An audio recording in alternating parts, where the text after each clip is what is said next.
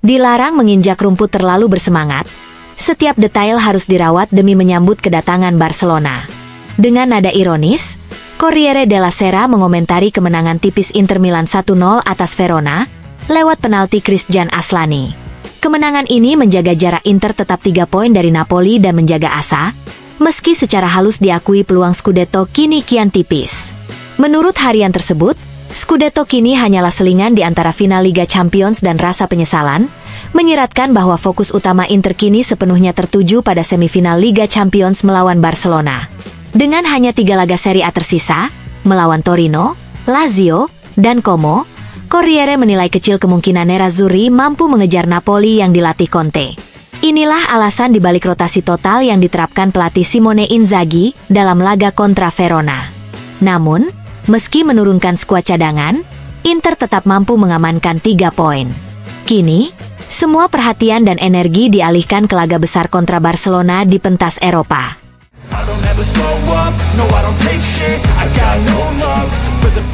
Szymon Marciniak, wasit asal Plock, Polandia, kembali ditunjuk untuk memimpin laga penting Inter Milan, kali ini leg kedua semifinal Liga Champions melawan Barcelona di San Siro. Namun, kabar ini tidak disambut hangat oleh para pendukung Nerazzurri, mengingat catatan masa lalu Inter bersama Marciniak tidaklah menggembirakan. Marciniak adalah wasit yang memimpin final Liga Champions 2023 di Istanbul, di mana Inter kalah 0-1 dari Manchester City. Ia juga menjadi pengadil lapangan pada laga terakhir Inter di edisi sebelumnya Liga Champions, ketika pasukan Simone Inzaghi tersingkir lewat adu penalti melawan Atletico Madrid di Metropolitano. Secara keseluruhan, Inter hanya menang 2 kali dalam 9 laga yang dipimpin Marciniak. Kemenangan terakhir terjadi di semifinal Liga Eropa 2020, saat tim asuhan Antonio Conte menghajar Shakhtar Donetsk 5-0. Selain itu, catatan lainnya mencatat 3 hasil imbang dan 4 kekalahan. Dengan latar belakang seperti ini, penunjukan Marciniak menjadi bahan perhatian dan kekhawatiran tersendiri bagi Inter menjelang duel krusial melawan raksasa Katalan.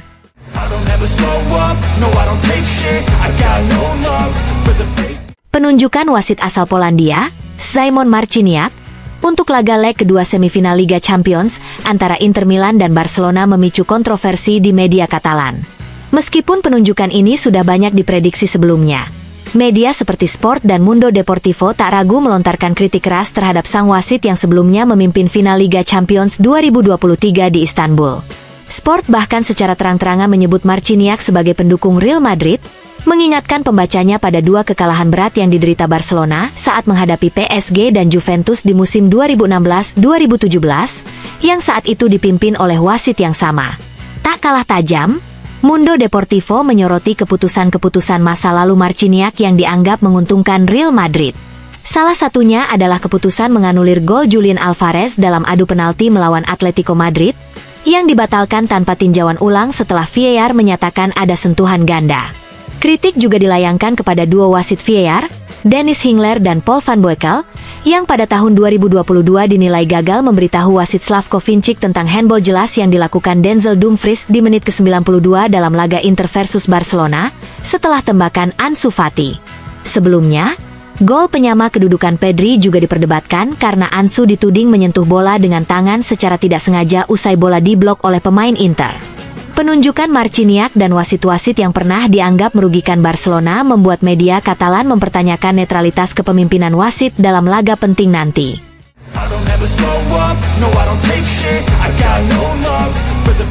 Pertandingan leg kedua semifinal Liga Champions antara Inter Milan dan Barcelona akan menandai pertemuan ke-18 kedua tim di kompetisi Eropa, menjadikan duel ini sebagai salah satu yang paling sering terjadi dalam sejarah turnamen elit benua biru. Dari 17 pertemuan sebelumnya, Barcelona mencatatkan 8 kemenangan, sementara Inter baru meraih 3 kemenangan. Sisanya berakhir imbang sebanyak 6 kali, termasuk hasil imbang 3-3 pada leg pertama semifinal kali ini.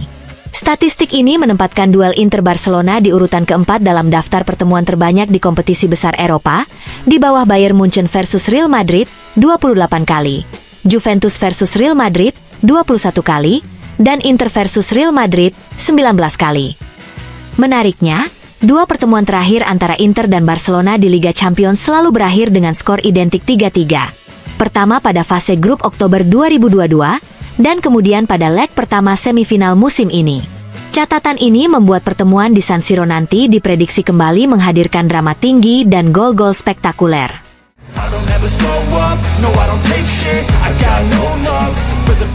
Inter Milan akan kembali turun ke lapangan pada Selasa malam di San Siro untuk menghadapi Barcelona dalam leg kedua semifinal Liga Champions. Setelah hasil imbang 3-3 yang dramatis di kandang Barcelona pada leg pertama, Nerazzurri kini mengincar tiket ke final dengan dukungan penuh publik kandang. Statistik berpihak kepada skuad Simone Inzaghi, Inter tak terkalahkan dalam 15 pertandingan kandang terakhir mereka di Liga Champions, 12 menang, 3 imbang. Ini merupakan catatan terbaik klub dalam kompetisi Eropa sejak rekor 27 laga, tanpa kekalahan kandang yang dicapai antara tahun 1980 dan 1987. Lebih jauh lagi, Inter menunjukkan performa gemilang dalam laga-laga semifinal di kandang. Dari 11 semifinal terakhir yang dimainkan di markas sendiri dalam ajang Eropa, Inter meraih 9 kemenangan, 1 hasil imbang, dan hanya 1 kekalahan. Dengan rekor impresif ini, Inter siap menyambut Barcelona dengan kepercayaan diri tinggi dan tekad untuk kembali mencetak sejarah di benua biru.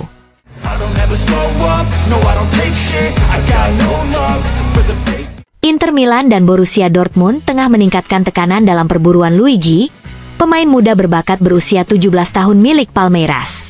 Meskipun sang pemain baru saja memperpanjang kontraknya dengan klub asal Sao Paulo hingga tahun 2029, minat dari klub-klub top Eropa tak surut. Menurut laporan The Sun, Arsenal juga mengincar pemain yang disebut-sebut sebagai salah satu talenta paling menjanjikan di Brasil. Kontrak baru Luigi disertai dengan klausul pelepasan fantastis senilai lebih dari 70 juta pound sterling.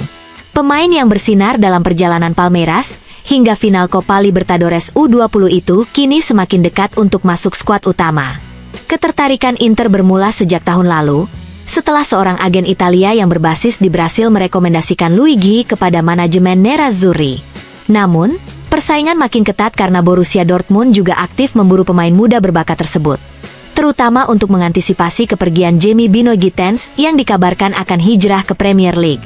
Dengan demikian, masa depan Luigi kini menjadi salah satu topik panas di bursa transfer Eropa.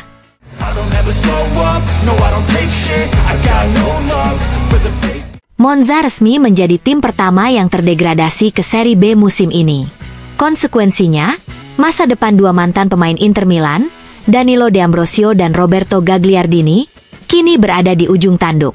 Seperti diungkap Tutto Mercato Web, kontrak keduanya mengandung klausul perpanjangan otomatis selama 1 tahun, namun hanya berlaku jika Monza berhasil bertahan di Serie A. Dengan turunnya Monza ke kasta kedua, klausul tersebut tidak akan aktif. Kini, masih menjadi tanda tanya apakah pihak klub dan para pemain akan mencoba merundingkan kontrak baru, meski kemungkinan itu dinilai kecil mengingat situasi degradasi yang dihadapi tim. Jika tak tercapai kesepakatan baru, D'Ambrosio dan Gagliardini akan meninggalkan Monza dengan status bebas transfer pada bulan Juni mendatang.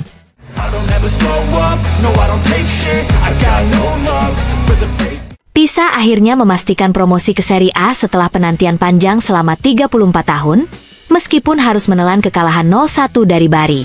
Gol sematawayang dalam laga di Stadion San Nicola dicetak oleh Nicolas Bonfanti, yang justru merupakan pemain pinjaman dari Pisa. Namun hasil pertandingan lain lebih menentukan.